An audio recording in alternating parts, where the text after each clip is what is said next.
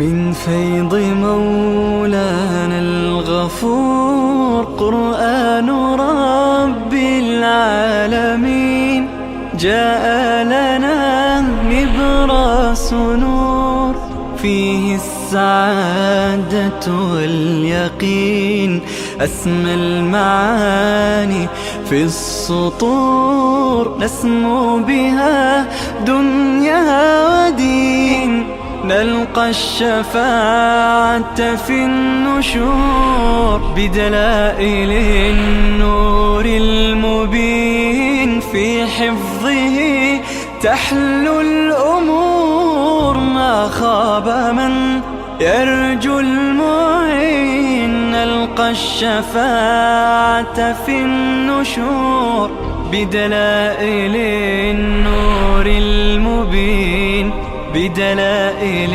النور المبين.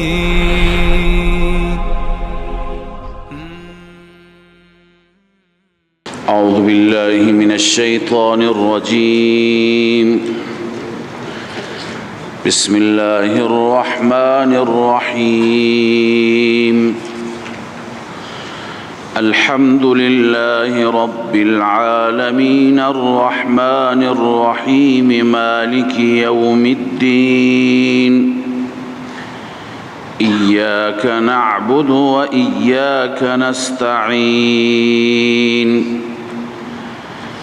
اهدنا الصراط المستقيم صراط الذين أنعمت عليهم غير المغضوب عليهم ولا الضالين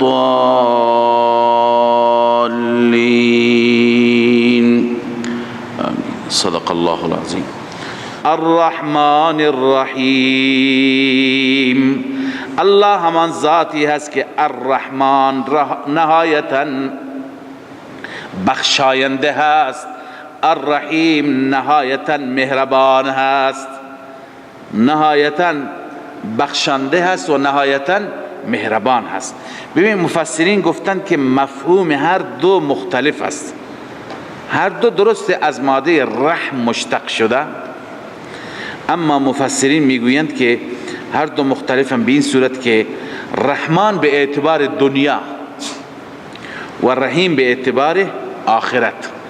چرا در دنیا خداوند رحمتش وسیع‌تره. چطور وسیع‌تره؟ هم به مؤمن میده هم به کافر میده. کافر دشمنش هست، خدا را انکار میکند، قبول نمیکند، یا با خدا شرک میکند، یا خدا را بد و بیراه میگوید، ولی باز هم بهش رزق میده، باز هم سلامتی و تندرستی میده، باز هم او را نگه داشته، آسمان را بر سر او نمی اندازد. پس ببین رحمان چون که در این مبالغه بیشتری هست، رحمان هم شامل رحم دنیا میشه و هم رحم آخرت. اما رحیم فقط شامل آخرت میشه. در آخرت رحمتش اینطور عمومی نیست، فقط مؤمنین را هست، کافرین را و دشمنان را نیست. به این خاطر بعضی در دعا اینطور گفتند یا رحمان الدنیا، یا رحمان الدنیا و رحیم الاخره. چرا رحمان الدنیا گفتند؟ لانه یعم المؤمن والکافر، چون که در دنیا شامل مؤمن هم میشه، شامل کافر هم میشه. اما و رحیم الاخره لانه یخص المؤمن، چون مخصوص کی هست؟ مؤمن. در آخرت فقط مؤمن نعمت میبیند، فقط مؤمن خیر میبیند، فقط مؤمن نعمتهای الله را مشاهده میکند. خب ببینید بعد از صفت رب رحمان آورد. چرا؟ برای تربیت رحم و شفقت لازم است. اگر رحم و شفقت نباشد تربیت نمیشه. الله تعالی در دل مادر اولا رحم و شفقت فرزند را پیدا کرده، بعدا مادر دلش میسوزد، بر اساس اون رحم و شفقت فرزند را تربیت می کند. شب بیخوابی تحمل می کند، نجاست ها و فضلاتش را با وجودی که این تعفن دارد، با وجودی که بوی بد دارد، ولی برای مادر اشکالی یعنی همه این سختی ها را مادر به جان میخرد، چون که در دلش چی هست؟ رحم است. شما پرنده‌ای برید جوجه هایش را بردارید، خودش را به خطر می اندازد. پرنده‌ای که وقتی که شما میری 500 متر از شما فاصله میگیرد و فرار میکند، میپرد. اما وقتی برید جوجه هایش را بر میداری، چیکار میکند؟ میآید بالای سر شما قرار میگیرد، خودش را به خطر می اندازد. چرا؟ چنان رحمی در او هست، چنان شفقتی هست. بر اساس همون رحم است که میتواند بچه‌اش را تربیت بکنه. میره میگرده جای دانه پیدا میکنه، به منقارش میگیره، خودش نمیخورد، میآورد به بچه‌اش، به خورده جوجه‌اش میده. پس ببین این تربیت بر اساس چی هست؟ شفقت، رحم. به این خاطر بعد از رب العالمین صفت رب العالمین الرحمن الرحیم آورد. معنیش اینه که الله عزوجل که تربیت کننده شما هست، به دلیل اینکه الله عزوجل رحمان الرحیم است. الله رحمش زیاده، مهربانیش زیاده، شفقتش زیاده، ترحمش بر شما بندگان چی هست؟ زیاد هست.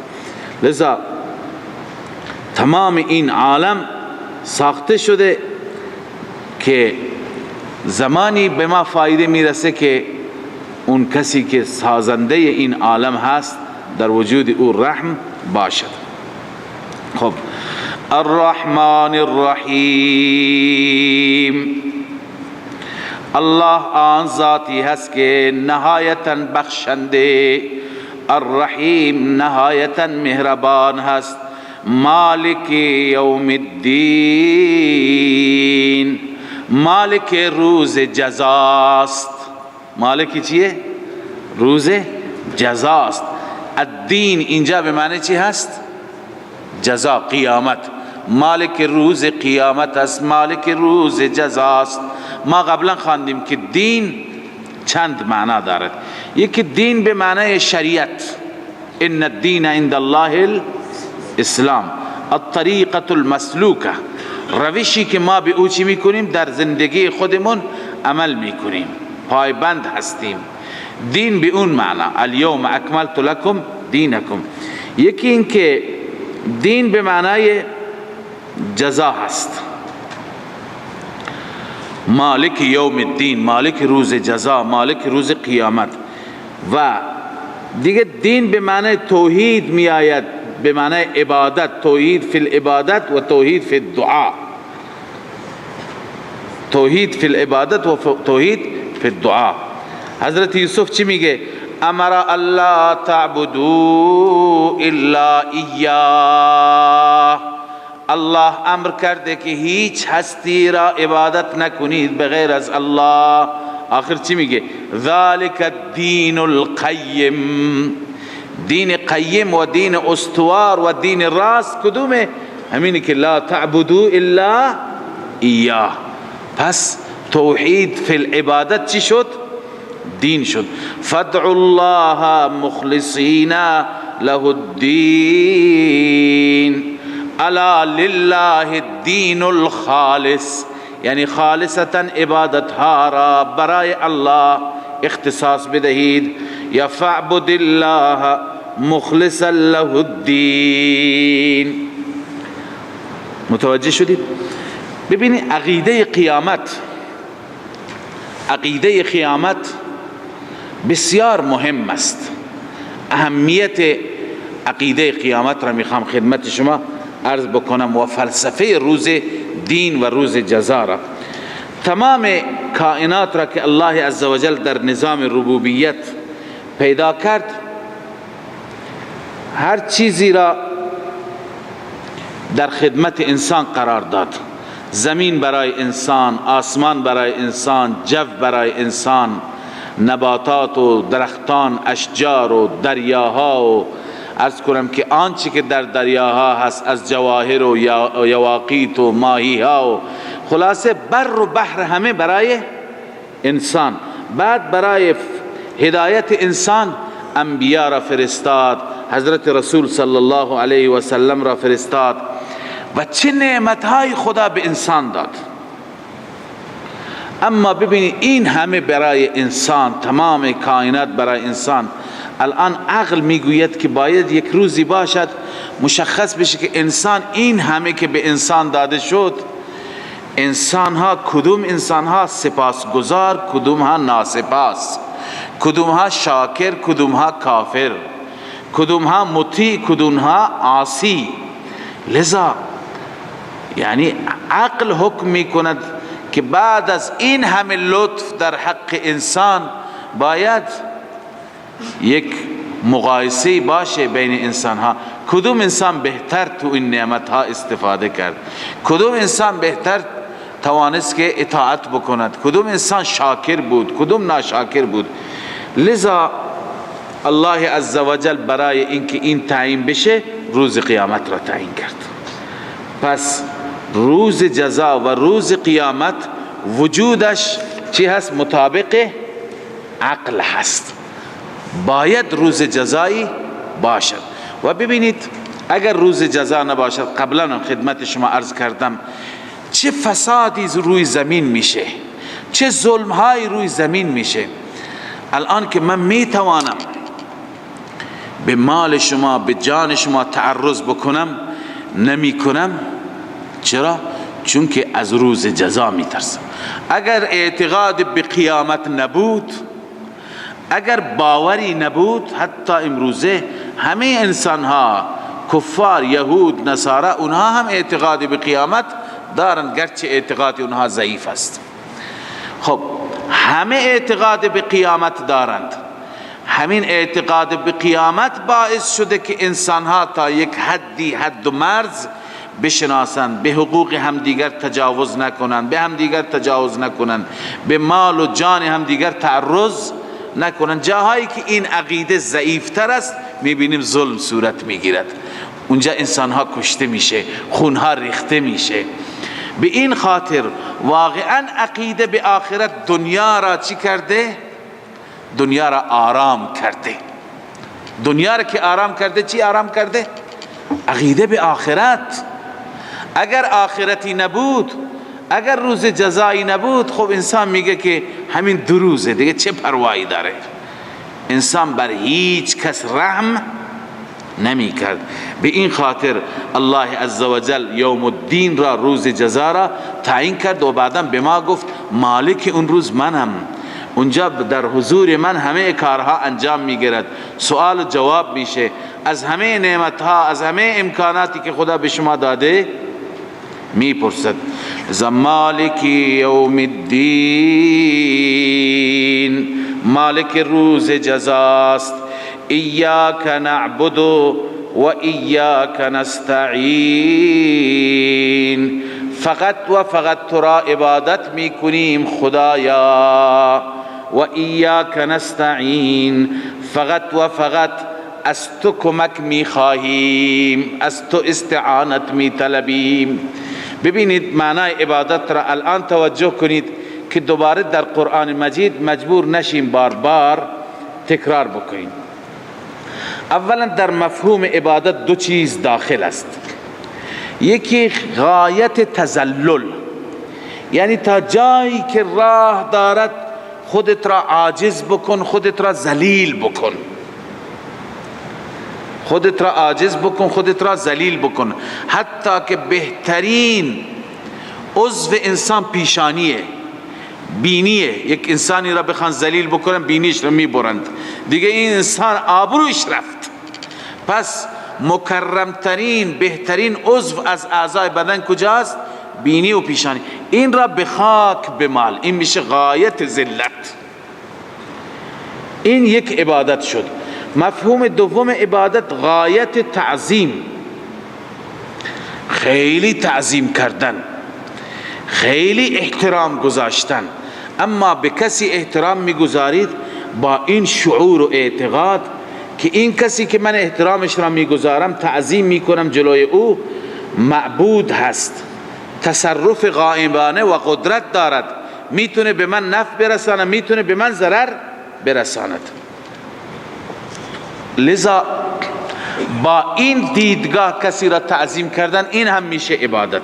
پس غایت ذلت هم عبادت است، غایت تعظیم با دیدگاه متصرف بودن هم چی هست؟ عبادت. لذا خلاصه اینه که هر کسی در معبود دو صفت را اختصاص بده، یا هر کسی که دو صفت داشته باشه میتونه معبود قرار بگیرد. یک علم غیب، قبلا خواندیم. یک چی؟ علم ما که او را عبادت میکنیم باید از احوال ما چی داشته باشد؟ خبر داشته باشد، بدونه که من چه وضعیتی دارم، چه شرایطی دارم، خوبم بدم، ناراحتم یا راحتم. اول باید در معبود چی داشت؟ چه اعتقادی داشت؟ که عالم غیب هست. دوم باید که مالک و مختار و متصرف باشد، یعنی اختیار داشته باشد، بتونن من که بچه میخوام به من بچه بده، بتونه من که مال میخوام به من مال بده، بتونه من که ثروت میخوام به من ثروت بده، بتونه من که سلامتی و به هر حال تندرستی میخوام به من، یعنی مالک و متصرف هم باشد. خب اکنون در قرآن نگاه میکنیم، این صفات فقط مال خدا هستند. این صفات مالکی هستند، فقط خدا هستند، کسی دیگه این صفات را ندارد. الله می فرماید و ربک یخلق ما یشاء و یختار. رب تو هر چیز را خالق است و اختیار هر چیز به دست الله است. ما کان لهم الخیرا، برای اینها یعنی غیر از رب العالمین برای اینها هیچ اختیاری نیست. پس اختیارات، تصرفات فقط و فقط مالکی است، مال الله است. خب پس مدبر و متصرف فقط خدا، غیر از خدا کسی نیست. عالم الغیب و ربک یعلم ما تکن صدورهم و ما یعلنون. فقط الله است که میداند آنچه که در دلها مخفی هست و آنچه که آشکار میکنند. بغیر از الله کسی دیگر نمیداند. قل لا یعلم من فی السماوات والارض الغیب الا الله. اعلام بفرما نمیداند تمام اون هستی هایی که در آسمان ها هستند، چه ملائکه اونجا هستند، چه انبیا و کسانی که در زمین هستند، همه و همه غیب را نمیدانند الا الله. پس عالم غیب فقط الله، مدیر و مدبر و متصرف فقط الله. لذا معبود هم باید فقط الله باشد. وقتی که معبود فقط الله باشد، نباید غایت تذلل یعنی ذلت، بالاترین درجه ذلت پیش غیر خدا صورت بگیرد. و همچنین نباید که تعظیم به این قصد. ببین یک تعظیم دیگری هست، تعظیم جایز، که شما پدرتون را احترام میگذارید، استادتون را احترام میگذارید، امت پیغمبر را احترام میگذارد. دیروز در سوره حجرات نخواندیم درباره احترام به پیغمبر؟ حتی صدایتون بالا نیاد، صدا هم پایین، اون احترام چیزی دیگه است. اما این احترام با چه قصدی عرض کردم؟ با قصد این که او را مدبر و متصرف بدانیم و او را عالم الغیب بدانیم. با این قصد احترام جای دیگه نباشد. این هر دو نوع، هم غایت تذلل و هم غایت تعظیم، باید برای چه ذاتی انجام بگیرد؟ برای الله. ببینید علامه ابن قیم چی میفرماید؟ العبادة عبارة عن الاعتقاد والشعور. العبادة عبارة عن الاعتقاد والشعور. عبادت عبارت است از چی؟ از این که شما اعتقاد داشته باشید و شعور داشته باشید. به چی؟ بأن للمعبود سلطة غیبیة، که این معبودی که من او را عبادت میکنم، این معبودی که من او را میخوانم، این سلطه غیبیه دارد. سلطه چی دارد؟ غیبیه دارد. یقدر بها علی النفع والضرر. چه سلطه غیبیه دارد؟ که قادر نفع و ضرر است، میتونه هم به من نفع برساند هم میتونه به من ضرر برساند. خب پس هر ثنایی که شما کسی را میکنید، فکل ثناء و دعاء، هر دعای انسان میکند یا فلان، و هر ثنایی که میکند، و تعظیم، هر تعظیمی که میکند، یصاحبه هذا الاعتقاد، هر ثنا و دعا و تعظیمی که با او این اعتقاد همراه باشد، و شعور، و این شعور همراه باشد، فهی عبادت. این چی هست؟ عبادت است. مدارج السالکین. به تعبیر ساده تر میگم که عبادت اینه که انسان چنان اعتقادی داشته باشد که معبودی که من او را عبادت میکنم هم تسلط دارد، تسلط غیبی، میتونه به من نفع برسانه، من میتونه به من ضرر برسانه، لذا هم تسلط داره هم علم داره، از حال من هم خبر دارد. لذا هر کسی که کسی را با این دیدگاه تعظیم میکند، دعا میکند، از او میخواهد فلانی مشکل من حل بکن، و اعتقاد داشته باشد که او ما فوق الاسباب میتواند مشکلات من حل بکند، این شد عبادتی او. این چه شد؟ عبادتی او. لذا این عبادت اختصاص به خدا دارد. ما در سوره فاتحه میگیم ایاک نعبد، بار اله فقط ما تو را عبادت میکنیم. برای غیر خدا عبادت کردن میشه شرک، یعنی این تذلل، این ذلت میشه شرک. اما ببینید اینجا یک سوالی هست، با اشکال عمده مواجه میشیم. اشکال اینه که ما برای غیر خدا تعظیم میکنیم، پدر را تعظیم میکنیم، پیغمبر را تعظیم میکنیم، مادر را احترام میگذاریم و جلوی اونها هم ما ادب را رعایت میکنیم. گاهی امکان داره انسان نیاز باشد که دست استاد را، دست پدر را ببوسد، و این نوع تعظیم هست یا نیست؟ نوع احترام هست یا نیست؟ اما وقتی که این توضیح را دادیم، این خود به خود مسئله چی شد؟ حل شد که انسان کسی را تعظیم بکند، اعتقاد داشته باشد که این مدیر و مدبر و متصرفه، و اعتقاد داشته باشد که عالم الغیبه. اگر این اعتقاد نباشد، تعظیم عبادت نمیشه، تعظیم ادب میشه، احترام میشه. متوجه شدید؟ اما بعضی تعظیم ها هستند، خوب توجه کنید، بعضی تعظیم ها هستند ولو اینکه با این اعتقاد نباشن بازم شرکه، چون این تعظیم ها اختصاص به خدا دارند. این تعظیم ها اختصاص به خدا دارند. این تعظیم چیه؟ مثل طواف، مثل سجده و مثل قسم. سجده، طواف، قسم، که اینها با هر نیتی باشند برای غیر الله حرامند. انسان نیت علم غیب داشته نباشد در او، ولی تعظیما او را سجده بکند. انسان معتقد نباشد که او مدیر و مدبر و متصرفه، ولی بره سجده بکند تعظیما، بره طواف بکند، دور و برش بچرخه، بره به او، به جان او قسم بخورد. نه، اینها صراحتا در حدیث در آیه من آمدند. اینها چه به نیت عبادت چه به نیت تعظیم برای هر کسی غیر از خدای عزوجل چی هست؟ حرام هستند، جایز نیستند. خب ایاک نعبد و ایاک نستعین، فقط و فقط تو را عبادت میکنیم و فقط از تو استمداد میجوییم، کمک میطلبیم، کمک میطلبیم. بس متوجه شدید که تمام عبادت ها اختصاص به کی دارند؟ به الله دارند.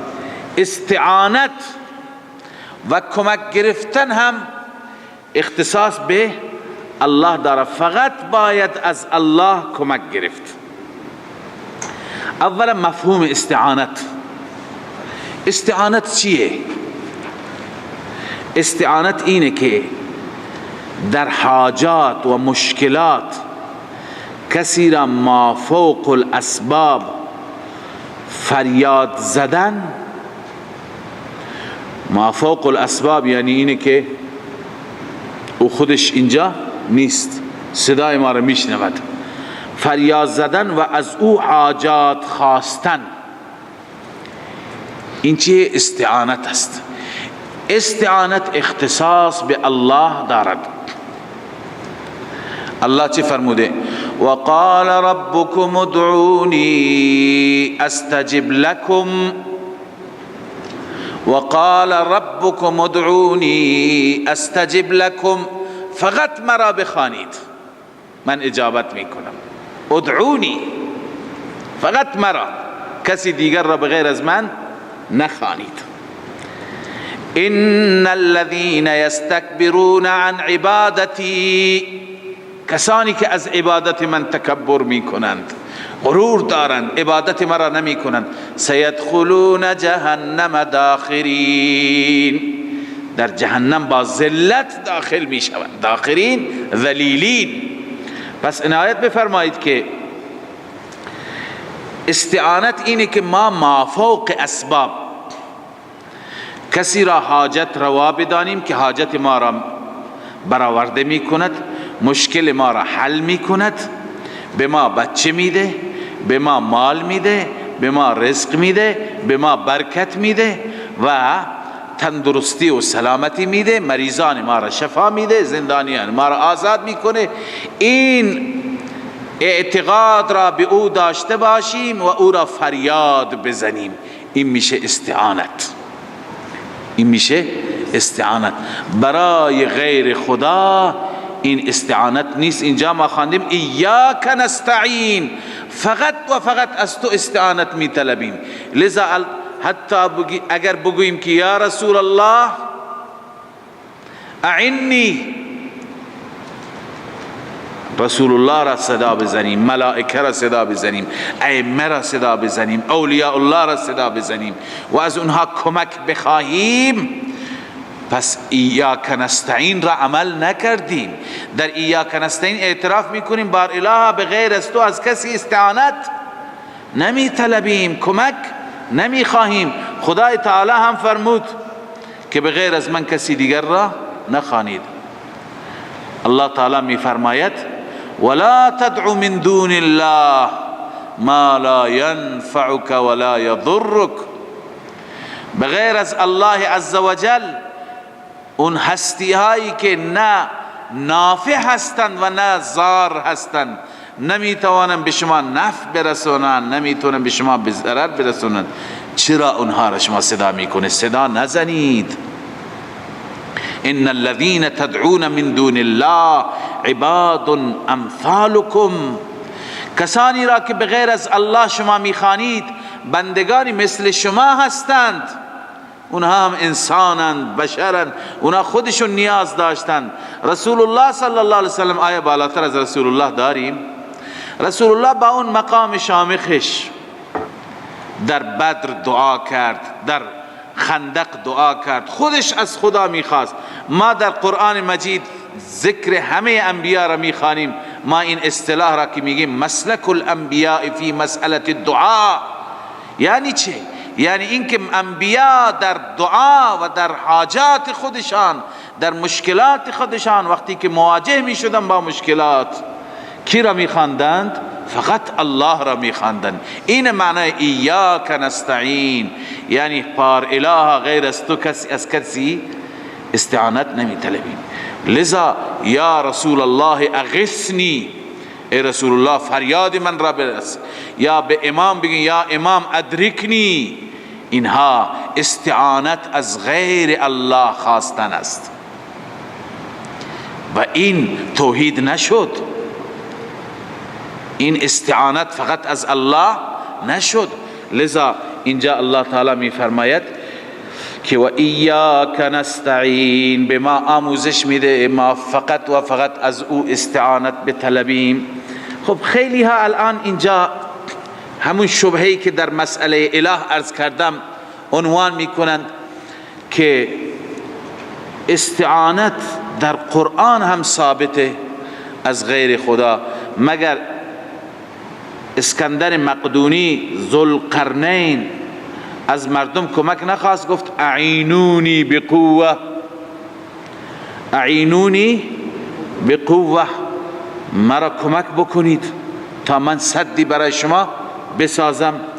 یا اینکه حضرت عیسی مگه نگفت من انصاری الی الله، کی هست یار و یاور من به خاطر دین خدا، کی هست؟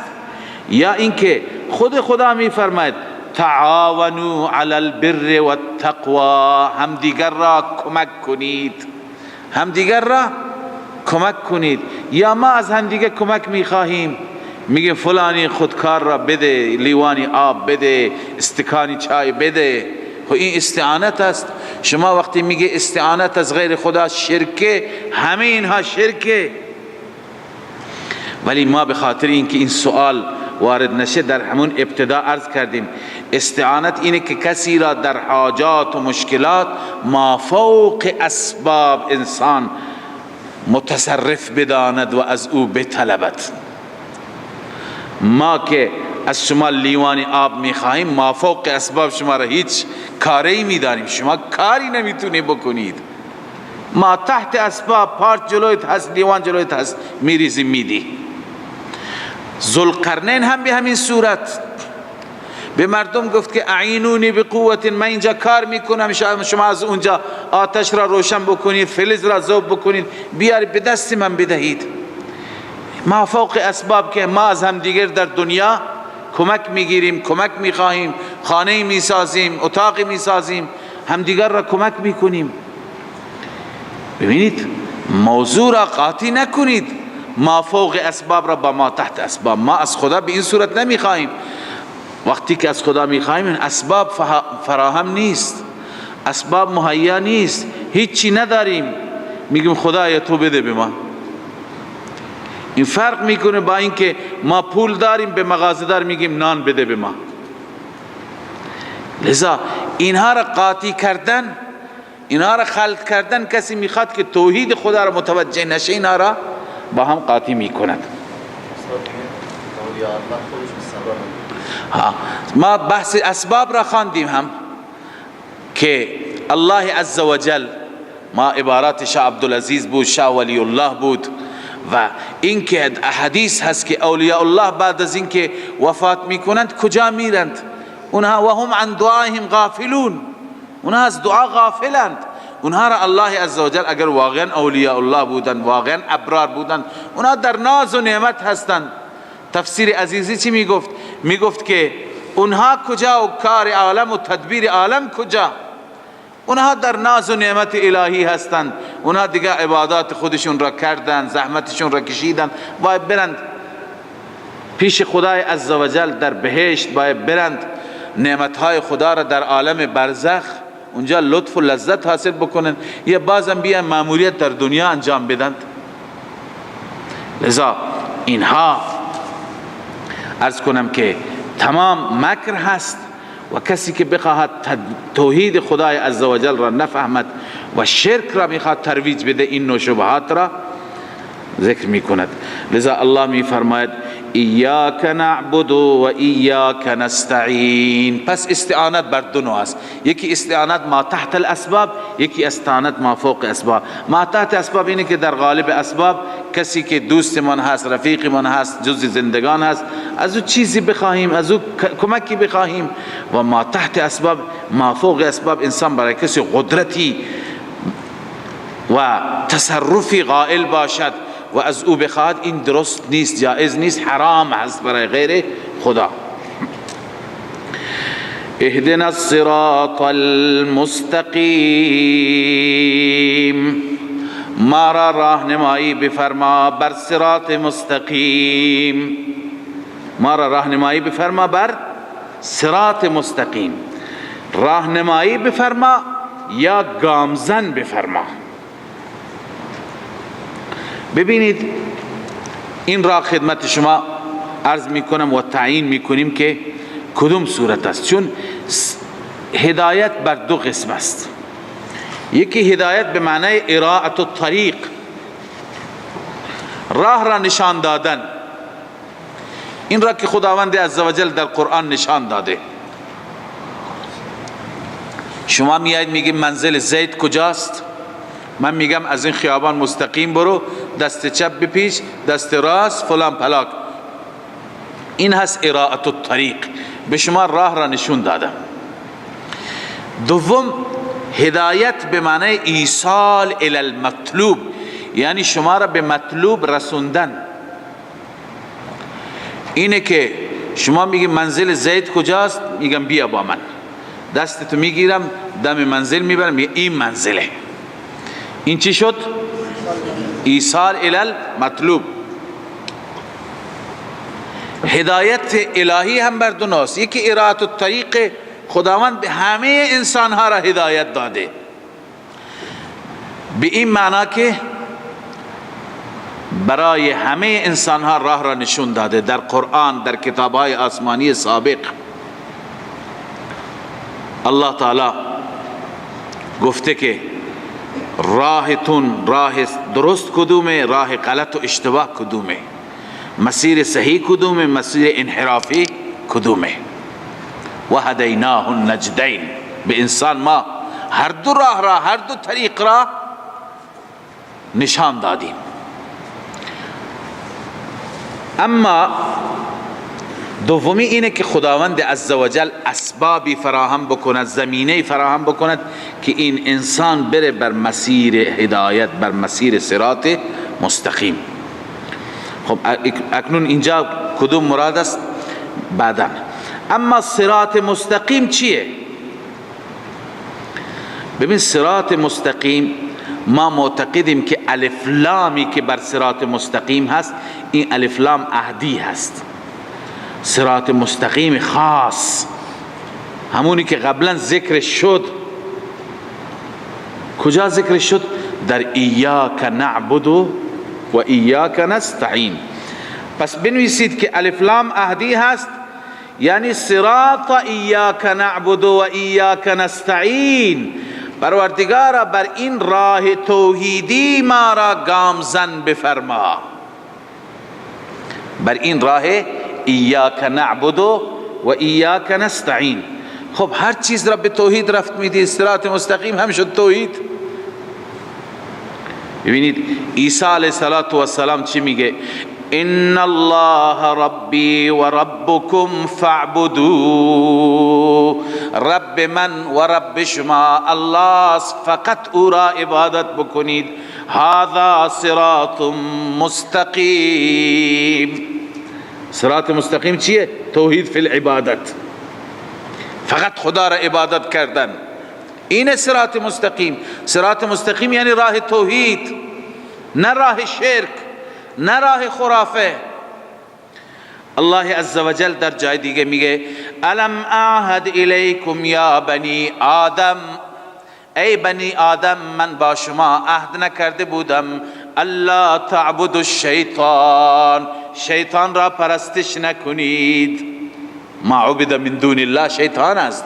الا تعبدوا الشیطان، شیطان را پرستش نکنید، از شیطان خط نگیرید، از خدا و از قرآن خط بگیرید. و بعدا می فرماید و ان اعبدونی هذا صراط مستقیم، مرا فقط عبادت کنید، این است صراط مستقیم. هذا صراط مستقیم. پس صراط مستقیم چیه؟ بله صراط مستقیم توحید هست، توحید فی العبادت، فقط خدا را عبادت کردن و کسی دیگر را عبادت نکردن. ایاک نعبد و ایاک نستعین، در اهدنا الصراط المستقیم همون راه را میخواهم خدایا.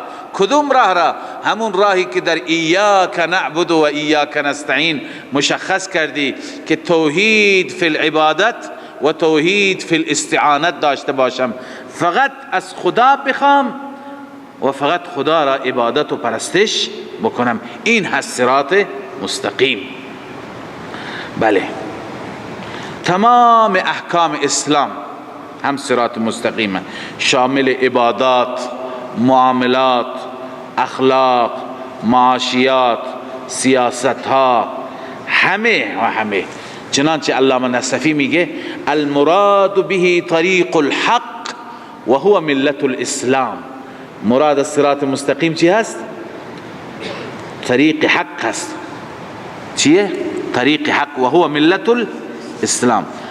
اما در سوره انعام خداوند همه را ذکر کرده، هم عبادات را ذکر کرده، هم معاملات را ذکر کرده، هم معاشیات را، همه اینها جزء صراط مستقیمن. ولی این را هم بدونید که در رأسش توحیده. بدون توحید بازم صراط مستقیم نیست. در سوره انعام که 3 آیه را به عنوان وصیت‌نامه رسول الله گفتند و آخرشون میاد و ان هذا صراطی مستقیما فاتبعوه. خدا میگوید که این راه من هست، صراط مستقیم. ابتدایش چیه؟ الله میفرماید قل تعالوا اتل ما حرم ربكم علیکم. بیایید برای شما تلاوت بکنم که رب چه چیزهای حرام کرده. ببین صراط مستقیم از اینجا شروع میشه. تمام معاملات و عبادات و معاشیات و همه را شامل میشه. اتل ما حرم ربكم علیکم الا تشركوا به شیئا. اولینش الا تشركوا به شیئا، شرک نکنید. توحید همینه. بعدا ادامه و بالوالدین احسانا، تا که 10 تا را الله تعالی می شمارد. ذالکم وصاکم به لعلکم تعقلون، ذالکم وصاکم به لعلکم تتقون. آخر میگه و ان هذا صراطی مستقیما فاتبعوه. پس تمام اینها صراط مستقیمه. تمام عقاید، عبادات، معاشرات، اخلاق، معاملات، همه را در اینجا خداوند وفا بالعهد را آورده، صدق و راستی را آورده، همه را آورده. لذا در رأسشون بازم چی شد؟ توحید. پس صراط مستقیم این هست. و بعض هدایت، واژه هدایت که در زبان عربی استعمال میشه بر 2 قسم است. یکی بدون واسطه حرف جر متعدی که هست و یکی با واسطه حرف جر. بدون واسطه حرف جر مثلا یهدی من یشاء الى صراط مستقیم، یهدی من یشاء یا هدیناهم الى صراط مستقیم. جای دیگه میفرما و هدیناهم الصراط المستقیم، یعنی به وسیله الی و بدون الی. یا مثلا یهدیک صراطا مستقیما، اینجا بدون صله هست، نه بدون حرف جر هست. جای و هدیناهم الی صراط مستقیم به وسیله حرف جر است. خب وقتی که با صله باشد، با حرف جر باشد، معنیش هست اراءت الطریق. معنیش چی است؟ یعنی راه نشان دادن، راه نشان دادن. در صورتی که بدون حرف جر باشد، بدون صله باشد، معنیش هست ایصال الی المطلوب، یعنی به مطلوب رسوندن، به مطلوب، به مقصود رسوندن. الان ما چی میخوانیم؟ اهدنا الصراط المستقیم. معنی این نیست که خدایا راه راست را به من نشون بده، معنیش اینه که خدایا ما را ببر بر راه راست قرار بده. این معنی ایصال الی المطلوب است. متوجه شدید؟ پس اینجا در از کنم سوره فاتحه به همین معنی است، به معنی ایصال الی المطلوب است. خب هدایت باز بر 4 قسم است که اینها را من نمیخوانم، چون ما در مسئله اله گفتیم که هدایت انابت، هدایت و استقامت و ربط القلب. ولی اینجا که ما میگیم اهدنا الصراط المستقیم، کدوم درجهش مراد است؟ درجه 3 و 4 مراد است. چون انابت الحمدلله حاصل شد، هدایت هم نصیب شد، اکنون از خدا 2 چیز میخوایم. بار اله اهدنا الصراط المستقیم، ما را بر صراط مستقیم گامزن بفرما. یعنی چی؟ یعنی استقامت نصیب بفرما. و دیگه چی؟ و اینکه ربط القلب، یعنی چنان گرهی بر قلب باشد و چنان تایید غیبی و امداد غیبی باشد که هرگز از این مسیر فاصله نگیریم. متوجه شدید؟ این از معنای اهدنا الصراط المستقیم. خب صراط الذین انعمت علیهم، اهدنا الصراط المستقیم مبدل منه است. الصراط المستقیم مبدل منه است. صراط الذین بدل الکل است. صراط الذین بدل الکل است، یعنی ما را به راه راست هدایت بفرما، گامزن بفرما، بر مسیر قرار بده. صراط مستقیم یعنی چه؟ صراط الذین انعمت علیهم، یعنی راه کسانی که بر آنها انعام فرمودی، بر آنها احسان فرمودی. صراط الذین انعمت علیهم، اونهایی که بر اونها انعام کرده خدا. اونها کیا هستند؟ ابتداء هم عرض کردم 4 گروه هستند که انسان به خدا میگه خدایا ما را جز اونها قرار بده. اولئک الذین انعم الله علیهم من النبیین، کسانی که بر آنها خدا انعام فرموده. من النبیین، انبیا هستند، و صدیقین، و صدیقان هستند، و شهدا شهیدان، و صالحین صالحان، و حسن اولئک رفیقا. چقدر رفاقت و همراهی با اینها زیباست. و حسن اولئک رفیقا. پس اینجا ما همین را از خدا میخواهیم که بار الها بر صراط اون افراد انعمت علیهم، یعنی بر راه انبیا و شهدا و صدیقان و صالحان ما را گامزن بفرما. انعمت علیهم اونها هستند. پس زیر انعمت علیهم بنویس مصداق انبیا، صدیقین، شهدا، صالحین. انبیا، صدیقین، شهدا، صالحین، بر مسیر اونها. غیر المغضوب علیهم ولا الضالین.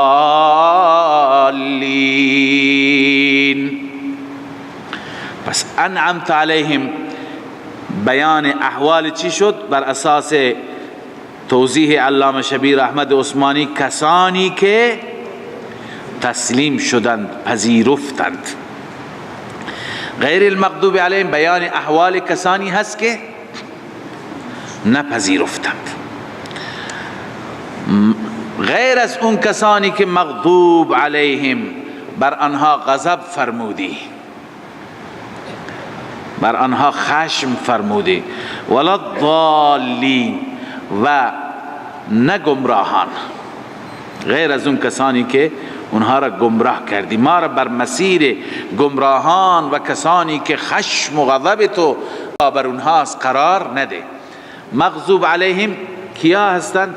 قبلا روایت حضرت عدی ابن حاتم رضی الله تعالی عنه را برایتون خواندم، اونجایی که قرآن را تفسیر میکنیم با حدیث و با روایت.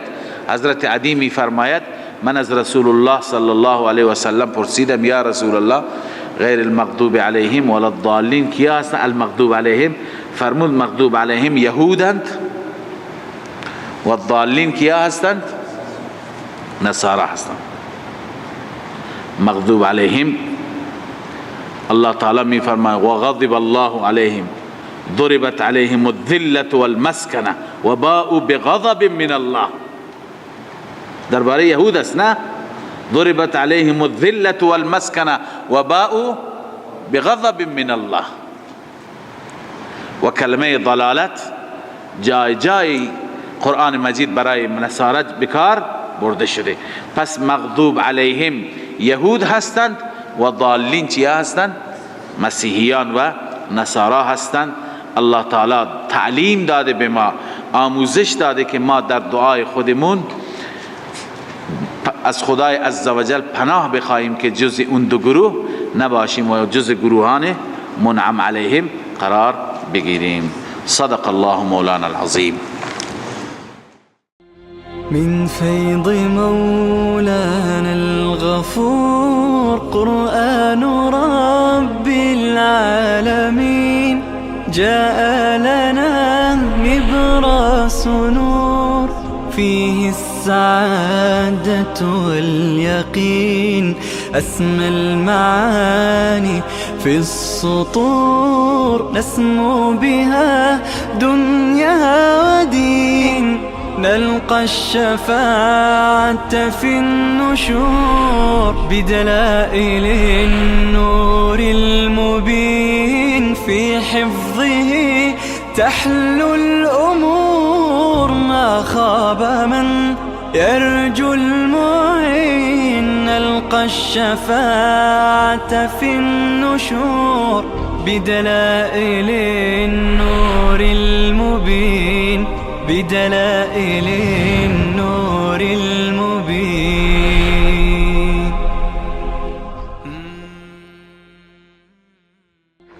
من فيض مولانا الغفور قرآن رب العالمين جاء لنا نبراس نور فيه السعادة واليقين